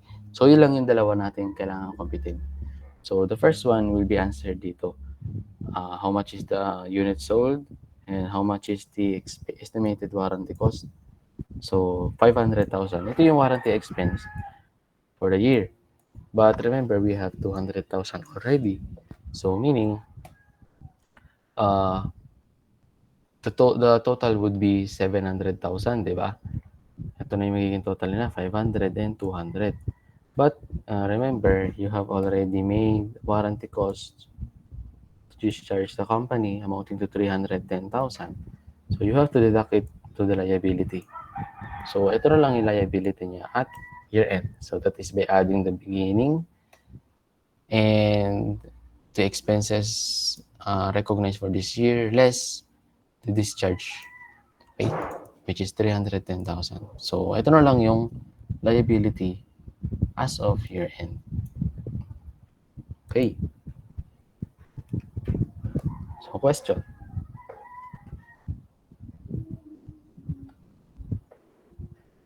Okay, if none, let's continue. Warranty liability. So, sa example na to, ang required niya is how much is the balance of the warranty obligation on December 31, 2022, assuming those pertaining to 2021 sales have not yet expired as of December 22, 2022. Sorry, December 2022 year end. Okay. So, wala raw expiration yung 2021 ha. So, maka-carry over lang natin yun. So, ABC provides 2-year warranty product for sold. Estimated cost of warranty is 2% in the year of sale and 4% after the end the year after the year of sale. So meaning 2% this year and 4% next year. Ano siya? So the computation should be here. Okay. May beginning balance ba? Walang beginning balance. So for January 1, 2021 na sale, 10 million plus times 6%, which is ito yung 4 plus 2. Okay. 4 plus 2 siya. 4% for last year and 2% for the year of sale. Warranty expense for 2022 is same as well. 6% multiplied by 12 million sale for the year. And the estimated warranty liability is 420,000 lang. After deducting yung mga actual warranty costs paid. Which is given naman dito. Okay? So, ganun lang siya. Any question? So, medyo magkakagulo lang siya if the problem says that the sales are made evenly throughout the year. So, medyo magulo yung computation niya. If I were you, I will check yung version ni Balix.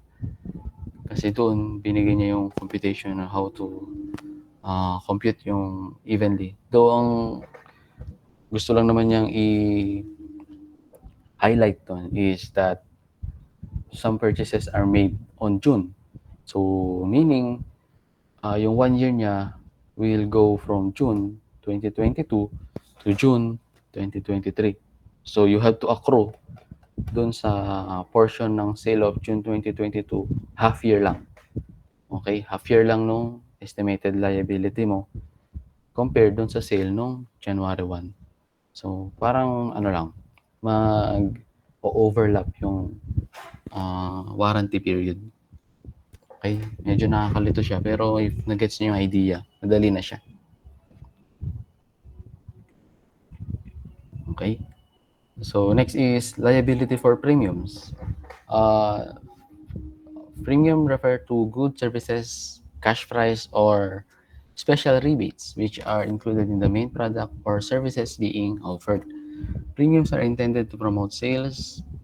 Common examples of premiums include goods such as t-shirt, caps, or anything na may matatanggap nyo for free for just consuming their product.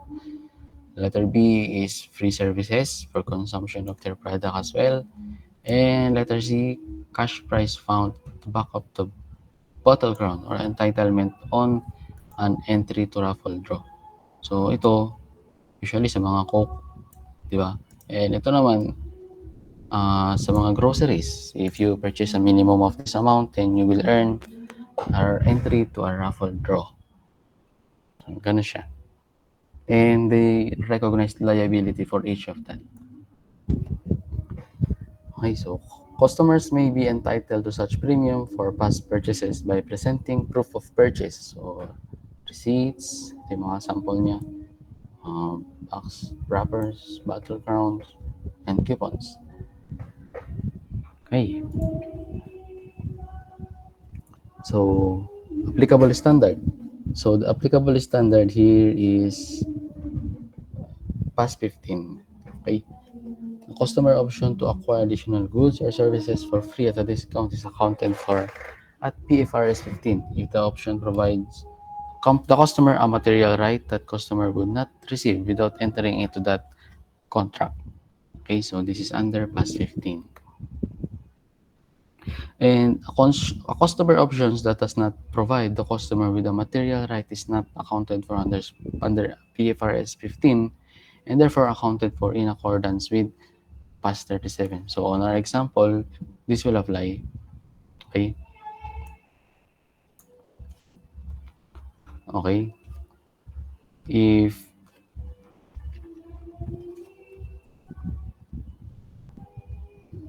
Okay, this one. For our first example, so ABC company launch a sales promotion for 2021. So for every 10 empty packs returned to ABC plus 50 pesos.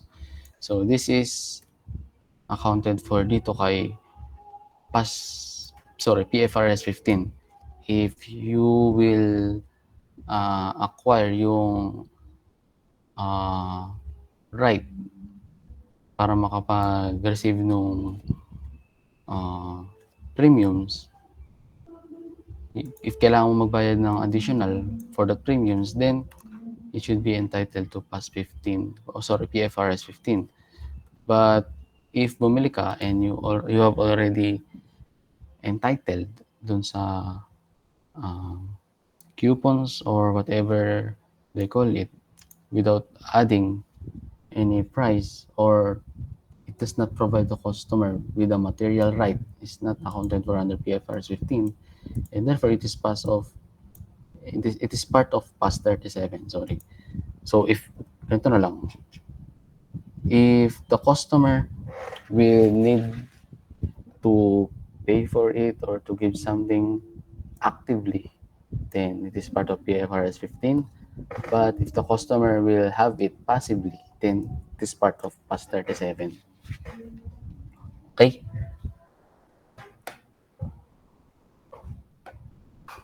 Okay.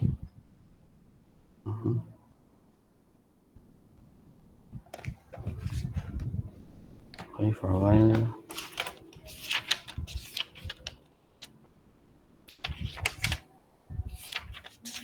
Okay. So let's see an example. So ABC company launched a sales promotion in 2021. So for every 10 empty packs returned to ABC plus 50 pesos, customer will receive a set of kitchen knives. ABC estimates that 40% of the packs sold will be redeemed. So information on the transaction during the year is as follows. So ito yung mga examples niya. Givens. Requirement, compute for the premium expense in 2021. So, una natin gagawin is, okay, premium expense. Ito yung amount na nagastos mo para may bili ng premium. Okay? So, unang-una natin gagawin is compute for the amount or the sales in units and multiply it by the amount that is expected to be redeemed, which is 40%. Okay, so ito yung estimated na quantity ng wrappers na ipe-present for redemption. Okay, so remember you have made a sale of 500,000 wrappers. So 200,000 wrappers lang yung ina-expect mo na mag-join sa promo na yan. And all of these wrappers, for you to be able to be part of that sales promotion, you need 10 wrappers. So you're expecting a 20,000 quantities of premium na mai-re-redeem on your end. Okay? So, because in total na 200,000 wrappers, everyone needs 10 of them para makapag-redeem. So, there is a maximum of 20,000 premiums based on the current estimates na madi-distribute. Okay? So, you have to multiply it by the net cost of premium. Okay? So, what is net cost? Net cost is the cost na ibibili mo, which is 200,000, less dun sa 50 pesos. Okay, na ibibigay ni customer upon entering or upon redemption ng product. Okay, so that is technically, binili siya ni customer at 50 pesos plus yung 10 wrappers nila. So, ito lang yung magiging expense talaga niya, yung 150 lang. Okay? So, 150 times 20,000. So, this is the premium expense. And therefore, this is the liability that the entity should recognize as a provision. Okay? So, question regarding dito.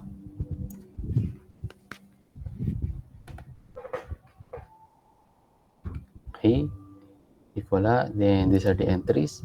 So, cash sales, premiums and cash, gano'n lang siya. Okay? So, premium expense and estimated liability for premiums. So, this will change depende sa estimate on the next year naman. So, this is to record the redemption during the year. Debit cash, considering 45,000 packs. No, ilan ba yung redeem? Yes, 45,000. So, considering 45,000 yung, so this is equal to 4,500 lang. Sorry, 4,500 na premiums. Okay, so meaning there is a 4,500 premiums yung nakalagay ba rito yun? Ito pala. Nakalagay pala. 45,000 packs redeem. So meaning 4,500 premiums. So that is 4,500 multiplied by 50. So that is 225,000. And premiums, ito yung cost naman. So 45,000 packs divided by 10. So that is 4,500 times yung purchase price. Okay, so hindi na natin i-deduct dito yung premiums kasi nandito na siya. Ito na yung amount na na-receive mo in cash. So this should offset dun sa cash na ilabas mo on purchasing these premiums. Okay? And 675,000 debit as a deduction dun sa estimated liability for premiums. So that is computed by multiplying yung 45,000 packs dun sa net cost of the premium. Okay? So, question regarding dito. So, if we are, kapag ang tanong is, what is the premium expense? Dapat magbe-base ka sa cost of premium. Net cost, sorry. Magbe-base ka sa net cost. So, pag tinanong ko naman is, what is the cash outflow in relation sa premium expense? Kano yung cash outflow niya in relation to this premium expense? Then the answer should be, ito din, 150 din. Okay? Because the net cost of premium is 150 and the net cash outflow is also 150, di ba? So you have the same basis of recognition of expenses and recognition of the liability or the provision for premiums. Okay, so question. Baka kasi pag ang tinanong is, how much is the net cash outflow in relation dun sa purchase of premium? Baka ito yung sagot nyo, which is wrong. Ito dapat 900 less 225. Kasi hindi naman sila makakapag-receive ng premiums if hindi sila magbibigay ng 50 pesos, di ba? So, net cash outflow is equal dun sa basis natin ng premium, which is yung 150. Okay, question.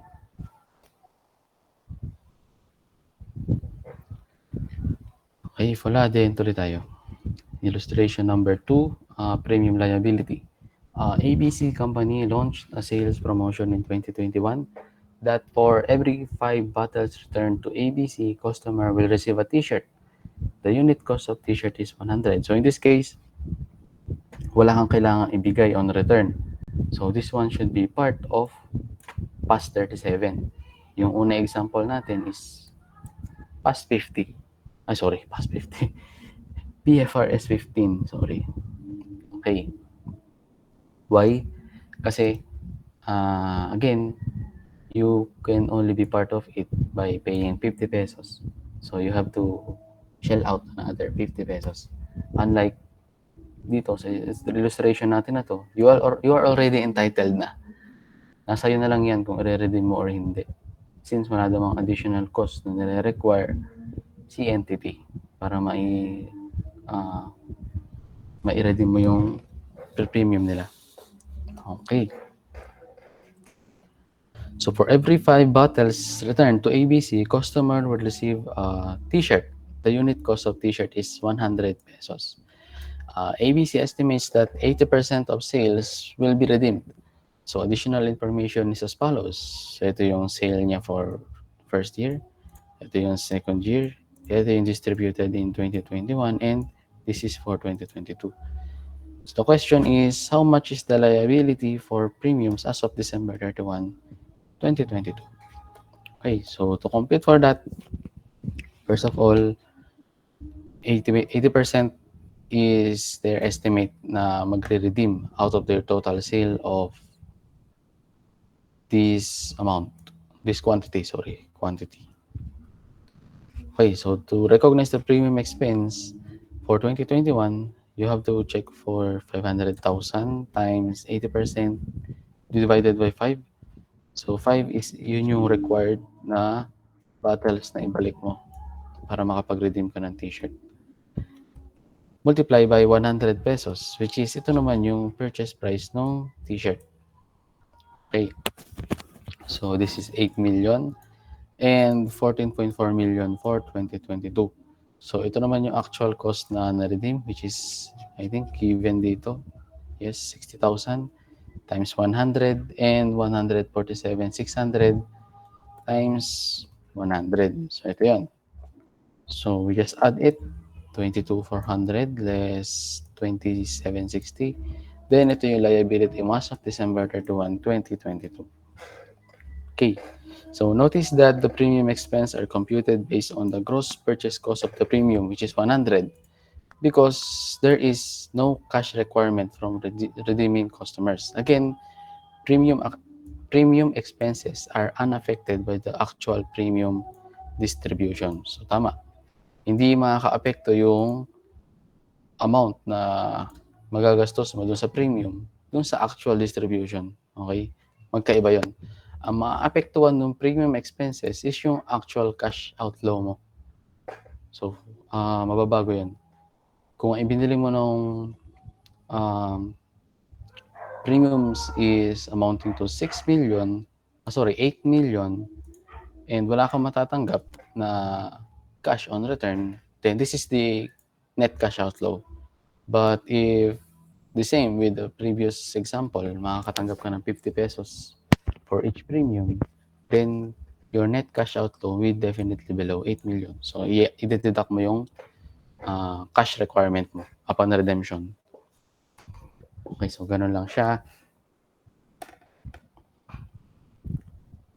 So again, if the question is premium, it is almost the same with the cash outflow.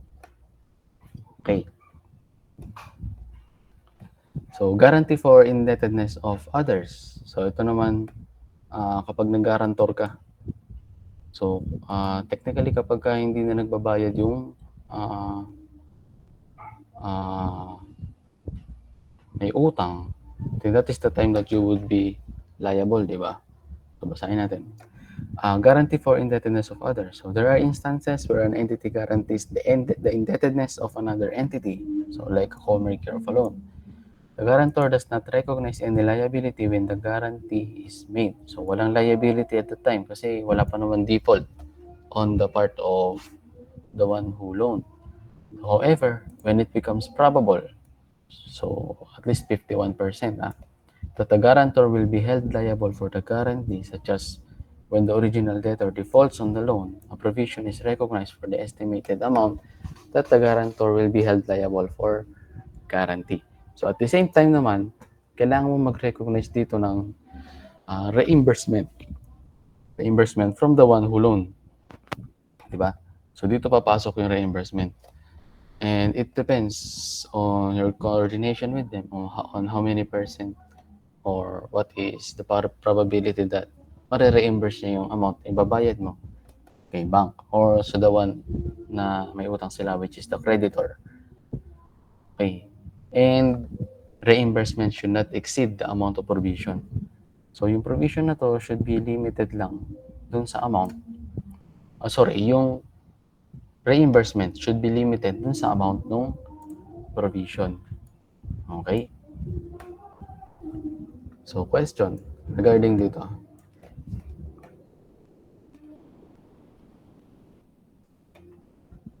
Okay, so if wala, then let's continue. Illustration. Guarantee for indebtedness of others. So on January 1, 2021, ABC Company agreed a loan of 1 million obtained by XYZ. Hindi pala agreed, guaranteed pala, sorry. So nag-guarantee si ABC sa loan ni XYZ wala sa bangko. So on December 31, 2021, XYZ defaulted on his loan. It's become probable that ABC will be held liable of to the bank for the amount of 1 million taken by XYZ. So on January 1, 2021, no entry since no default yet. Wala pa na default. But on December 31, when the default is already there, so you have to record provision for guarantee. Okay. Question regarding dito.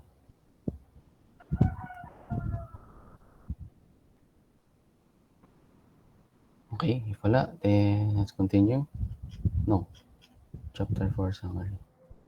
No, I think that's it. Ano pala? Tapos na. Okay.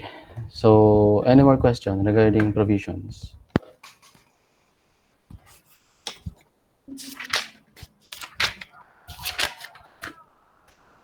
Okay, if wala, then okay, sa schedules natin, our exam would be October 29.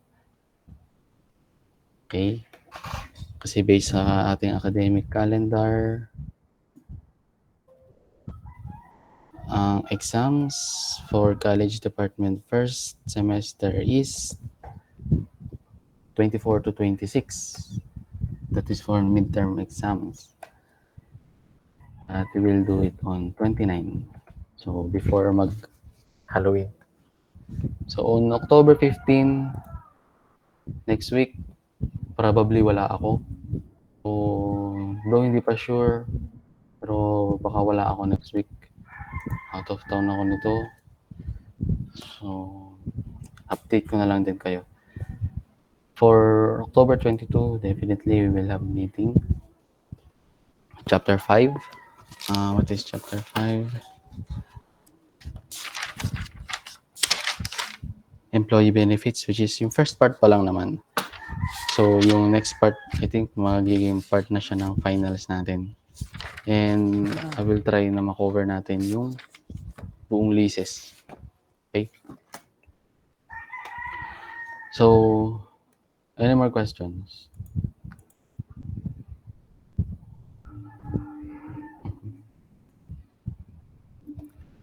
Okay, so if wala na, quiz, bukas, kung ilang items, hindi ko pa sure.